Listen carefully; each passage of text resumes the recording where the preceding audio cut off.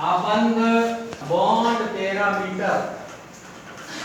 कोई भी तत्व दो या दो से अधिक तत्व आपस में जुड़ते हैं, आपस में बंध बनाते हैं, बॉन्डिंग करते हैं। बॉन्डिंग को मैंने आपको बताया था, बंध का निर्माण कब होता है और क्यों होता है, ये भी आपको बताया था। बंध का निर्माण तब होता है जब दो तत्व एक दूसरे के नजदीक आते हैं और उनमें आकर्षण बल अधिक होता है, प्रतिकर्षण बल है वो कम होता है, तब बंध का निर्माण होता है।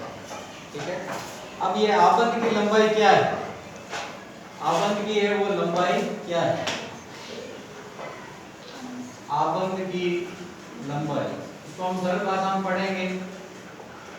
आबंध की लंबाई, आबंध की लंबाई एक उदाहरण के तौर पर NS, कोई भी उदाहरण ले सकते हो आप, कोई जरूरी नहीं है NaCl के लिए। CH4 ये दे दिया मैंने,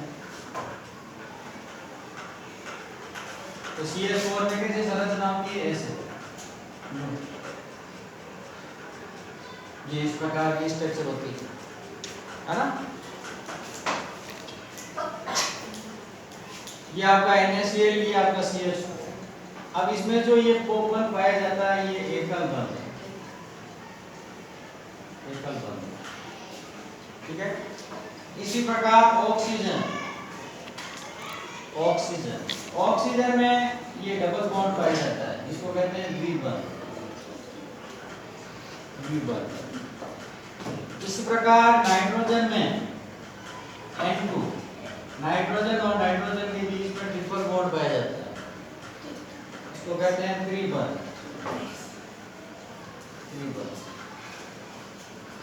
ये बंध की जो लंबाई है, ये बंध की लंबाई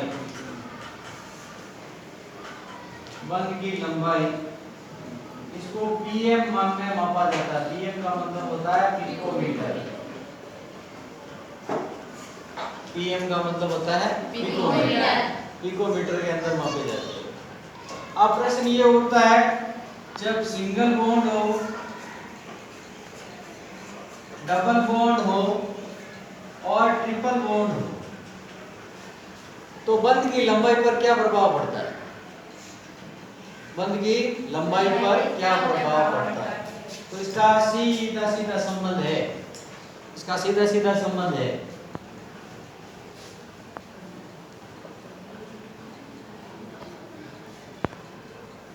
क्या संबंध है, देखिए, आबंध की लंबाई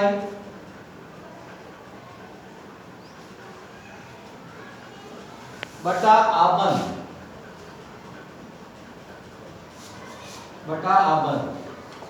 अब यहां आबंध आएंगे आपके सिंगल बॉन्ड। ठीक है, कौन सा पद आएगा, डबल बॉन्ड या ट्रिपल बॉन्ड, तीनों प्रकार के आबंध आएंगे। तो ये इसके व्युत्क्रमानुपाती होता है, आबंध की लंबाई आबंध के व्युत्क्रमानुपाती होता है। जब सिंगल बॉन्ड होता है, ध्यान रखना, जब सिंगल बॉन्ड होता है आबंध की लंबाई में, ये सिंगल बॉन्ड है केवल ये,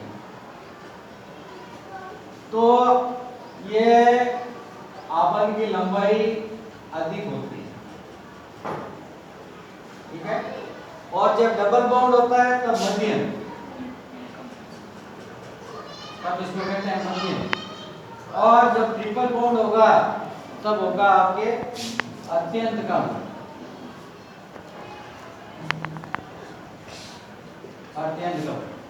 तो जैसे आपके परीक्षा में आपसे पूछ लेते हैं, जैसे CH4 दे रखा है, N2 दे रखा है और O2 दे रखा है, और आपसे पूछा इसमें से किसकी आबंध की लंबाई अधिक है, किसकी कम है और किसकी ज्यादा है, इसका आरोही क्रम और अवरोही क्रम दोनों दे सकते हैं। आरोही क्रम और अवरोही क्रम, किसमें, आबंध की लंबाई के घटते क्रम में या बढ़ते क्रम में। आरोही, आरोही का मतलब होता है चढ़ना,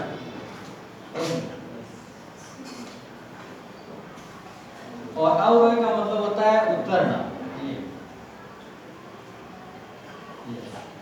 यूं तो ये और यूं,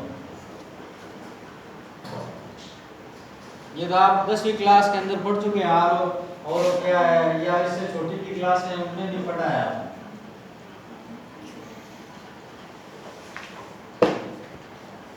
तो आरोही क्रम में और अवरोही क्रम में, यहाँ पे आरोही क्रम में लिखेंगे जिसमें सबसे लंबाई कम है, तो पहले आएगा N2, है ना, फिर उसके बाद में आएगा आपके O2, फिर आपके हाथ में आएगा CO2।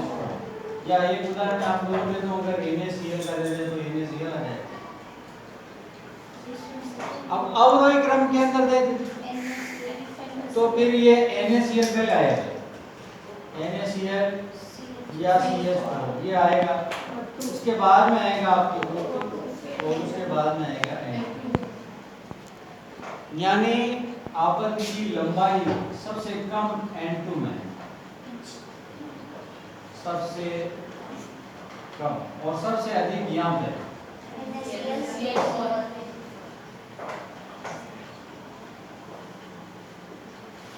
तो मैं समझता हूँ आपको ये समझ में आ गया है कि आबंध की लंबाई और बंध में क्या संबंध है, आबंध में, ठीक है।